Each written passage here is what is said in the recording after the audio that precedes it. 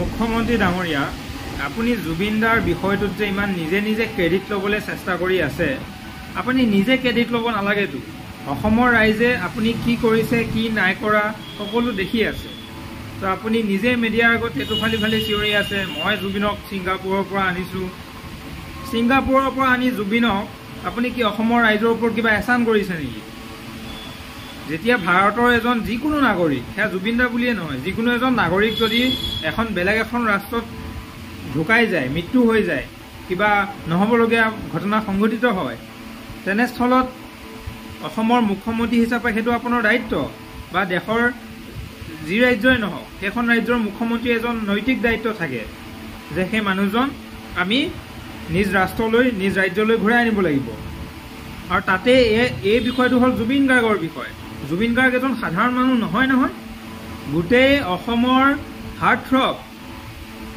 আপুনি এটা পক্ষত যদি থিয় হৈছিল আৰু জুবিন গাৰ্গ যদি এটা পক্ষত থিয় হৈছিল সদায় জুবিন গাৰ্গৰ লগত অধিক মানুহ আছিল আপুনি কিন্তু টকা পইচা দিহে সেই অন্ধভক্তবিলাক লগত লৈ ফুৰিছিল 1500 টকা 1250 টকা এইবিলাক দিহে ভাড়া কৰি মানুহ আপুনি লগত লৈ ফুৰিছিল আপোনাৰ মিটিঙত মানুহ ভাড়া দিলেহে আহে কিন্তু জুবিনদাই মাতিলে ভাড়া দিবলৈ দৰকাৰ নাই জুবিনদাৰ এষাৰ মাতত জুবিনদাৰ এটা ষ্টেটমেণ্টত মানুহ ঘৰৰ পৰা হিলডল ভাঙি চিঙি ওলাই গৈছিল আজি মৃত্যুৰ পিছতো জুবিনদাৰ এইখিনি সমৰ্থ আছে যে গৰিমা বৌৱে যদি আজি এবাৰো কয় যে আমি জুবিনদাৰ ন্যায়ৰ কাৰণে ৰাজপথলৈ ওলাই আহিব লাগে গোটেই অসম ৰাজপথলৈ ওলাই আহিব অসমৰ 4 কোটি জনতাৰ আধাতকৈ বেছি মানুহ আপুনি ৰাজপথত দেখা পাব আপোনাৰ পুলিচ বাহিনী আপোনাৰ কয় নহয় আপোনাৰ গৃহমন্ত্ৰী আপোনাৰ গৃহ বিভাগ ব্যৰ্থ হৈ যাব জনসাধাৰণক আপুনি ৰখাব নোৱাৰিব তো আপুনি মিছা কিছুমান ক্ৰেডিট ল'বলৈ চেষ্টা নকৰিব আমিও চাই আছো অসমৰ ৰাইজেও চাই আছে যিদিনা গৰিমা শইকীয়া গাৰ্গে মিডিয়াৰ সন্মুখত এবাৰ হলেও উচুপি ক'ব যে জুবিনদাৰ ন্যায়ৰ কাৰণে আমি এতিয়া চাই থাকিলে নহব ৰাজপথলৈ ওলাব লাগিব সেইদিনা আপুনি আপোনাৰ পুলিচ আপোনাৰ চিআৰপি আপোনাৰ কোনো মিলিটাৰী ফোৰ্সে আমাক বাধা দি ৰখাব নোৱাৰে কথাটো হ'ল আমিও ন্যায়ালয়ৰ ওপৰত আস্থা ৰাখি ইমান দিনে ধৈৰ্য ধৰি আছো আপোনাৰ ওপৰত অসমৰ ৰাইজৰ আস্থা বিশ্বাস নাই আস্থা বিশ্বাস কেৱল ন্যায়ালয়ৰ ওপৰত আছে আৰু সেই ন্যায়ালয়ৰ ওপৰত চকু মুদি বিশ্বাস কৰিয়ে আমি ইমান দিনে ধৈৰ্য ধৰি আছো তো আপুনি ক্ৰেডিট ল'বলৈ চেষ্টা নকৰিব যে জুবিন গাৰ্গক মই ছিংগাপুৰৰ পৰা আনিলো ইমান ধুনীয়াকৈ সৎকাৰ কৰালো আপুনি নকৰালেও অসমৰ 4 কোটি জনতাই এটকা দি হলেও জুবিনদাৰ সকলো কাম আপোনাতকৈ বেহতৰ তৰিকাছে কৰিলেহেঁতেন বুজি পাইছে নহয় তো আপুনি সেইখিনি ক্ৰেডিট ল'ব নালাগে আপুনি আসামিক মানে ঘূৰিবলৈ ফুৰিবলৈ ফেচবুকত আহি লাইভ কৰিবলৈ সময় দিয়ে আপুনি আসামিক কয় আমি পূজাৰ বন্ধ দিছো কিবা দিছো আপুনি কি কৰিছে অসমৰ ৰাইজে কি দেখি পোৱা নাছিল নেকি হা আপুনি সেই কি কয় জুবিন অসমৰ এই ৰাজনৈতিক যিবিলাক পৰিস্থিতি জুবিনদাৰ মৃত্যুৰ পিছতো যিমান মানুহে মানে এই বিষয়টোক ৰাজনীতিলৈ টানি আছে সেইবোৰ দেখি মানে অতিষ্ঠ হৈ গৈছো অতিষ্ঠ হৈ আমি কোনোদিন মানে ছ'চিয়েল মিডিয়াত এনেদৰে কথা নোকোৱা মানুহ আমিও কথা ক'বলৈ আৰম্ভ কৰিলো এইবিলাক দেখি শুনি আমাৰ মন মগজুত মানে আমি ভাৰসাম্যতা ৰখাব পৰা নাই আমি নকৈ থাকিব পৰা নাই আগত আপোনালোকে আমাৰ প্ৰফাইল চাব আমি কোনো ছ'চিয়েল মিডিয়া ক্ৰিয়েটৰ নাছিলো বা আমি এনেকৈ লাইভ আহি কথা কোৱা মানুহ নাছিলো কিন্তু এইবিলাক বিষয় আমাক অতিষ্ঠ কৰি তুলিছে আমি ক'বলৈ বাধ্য হৈ গৈছো জুবিনদাৰ মৃত্যুৰ বিষয়টো কোনোদিনে ৰাজনৈতিক বিষয়ত জড়িত নোহোৱা ৰাজনৈতিক ঘেণ্টা খাতিৰ নকৰা মানুহ এজনক আপোনালোকে ইমান ৰাজনীতিৰ মাজলৈ টানি আহি আছে জুবিনৰ বিষয়টোত আপুনি ইমান যে ক্ৰেডিট লৈছে মুখ্যমন্ত্ৰী ডাঙৰীয়া আপুনিয়ে দেখোন জুবিন ক্ষেত্ৰত এছঅপি আনিছে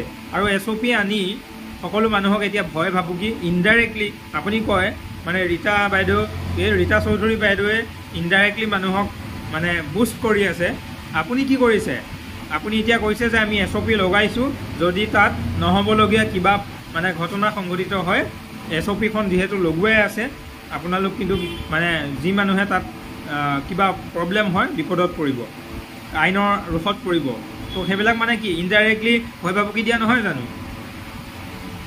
আপুনি এছঅপি লগায় আপুনি আপোনাৰ বিজেপি চৰকাৰ চেণ্ট্ৰেলত বিজেপি চৰকাৰ আপোনাৰ বিজেপিয়ে কৰ্মীয়ে ৰাস্তাত আহি প্ৰতিবাদ কৰে ন্যায় বিচাৰে এইবিলাক কি কথা? কাইলৈ পৰহিলৈ অসমৰ ৰাইজে যেনেকৈ কৈ আছে CID SIT অসম পুলিচ আহি ৰাস্তাত আহি ক'ব যে আমাক ন্যায় লাগে। নিজৰ আৰু আপুনি যে SITৰ মুখ্য হ'বলৈ গৈ আছে কিয়? আপুনি অসমৰ মুখ্যমন্ত্ৰী, আপুনি গৃহ বিভাগৰ প্ৰধান বুলি অসমৰ ৰাইজে জানে। আপুনি SITৰ মুৰব্বী হৈ তেটো খালি চিঞৰি থাকিব দৰকাৰ নাই নহয়। SITক খোলা হাত দি দিয়ক, SITয়ে নিজৰ কাম কৰিব। অসমৰ ৰাইজৰ SITৰ ওপৰতো বিশ্বাস আছে, পুলিচৰ ওপৰতো বিশ্বাস আছে, কিন্তু আপোনাৰ ওপৰত বিশ্বাস নাই। তো আপুনি যিকোনো বিষয়তে জঁপিয়াই নপৰিব। অসমৰ ৰাইজে জানে কাক বিশ্বাস কৰিব লাগে, কাক অহা পৰৱৰ্তী পৰ্যায়ত কাক মুখ্যমন্ত্ৰী বনাব লাগে, কাক ৰাজনৈতিকভাৱে মানে ক্ষমতা দিব লাগে, সেইখিনি অসমৰ ৰাইজে জানে। আপুনি নকৰিলেও হ'ব যে তাৰপিছত মোকেই মুখ্যমন্ত্ৰী বনাব, সেইটো ৰাইজৰ ডিচিশ্যন। ৰাইজে যাক ভাল দেখে তাকেই বনাব। আপুনি আহি ইমান তেটো ফালি কিয় কয়? দীঘলী পুখুৰীৰ সেয়া গছ, দীঘলী পুখুৰীৰ গছ লাহে লাহে উঘালিয়ে নিয়ক বা কাটিয়ে নিয়ক, আপোনালোকে তাৰ পৰা আঁতৰাই দিলে। সেই দীঘলী পুখুৰীৰ সৌন্দৰ্যতা, দীঘলী পুখুৰীৰ যিটো ঐতিহ্যতা, সেইটো আজি জানো আছে? জুবিন দাও ঢুকাই গ'ল, দীঘলী পুখুৰীৰ সেই সৌন্দৰ্যতাও আজি নাইকিয়া হৈ গ'ল। জুবিন দা থকালৈকেতো আপোনালোকৰ কোনো সাহ হোৱা নাছিল দীঘলী পুখুৰীৰ গছত হাত দিবলৈ। জুবিন দাই গৈ গছক সাৱটি ধৰিছিল। মানে জুবিন দা নাইকিয়া হোৱাৰ পিছদিনাখনে আপোনালোকে প্ৰশাসনে সেইটো সুবিধা পাই গ'ল। আৰু প্ৰশাসনে সুবিধা ক'ৰ পৰা পালে? আপোনাৰ পৰাইতো পাইছে। আপুনিয়ে প্ৰশাসনক ক'ব লাগিব যে এতিয়া জুবিন নাই, দীঘলী পুখুৰীৰ গছত তোমালোকে যি কৰা।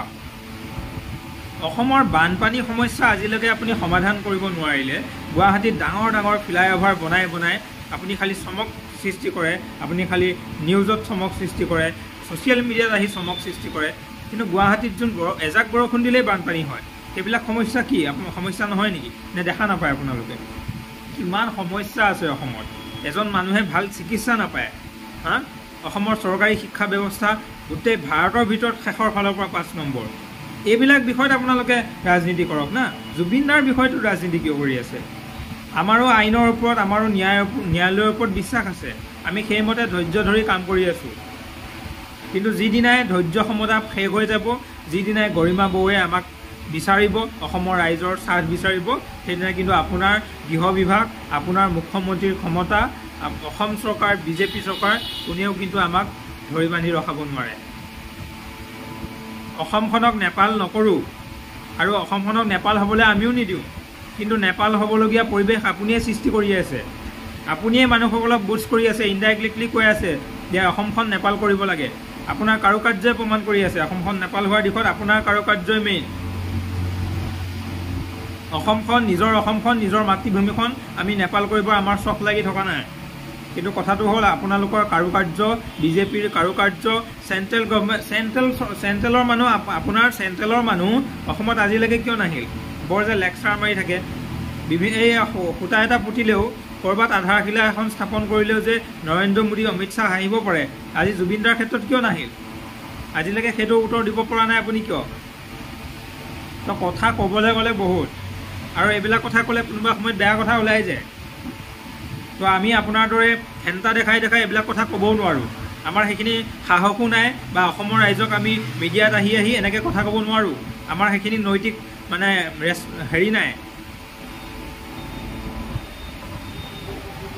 দুনিয়াৰ পৃথিৱীৰ কিবা কিবি আহি বকি থাকে, কাম বন নাই আৰু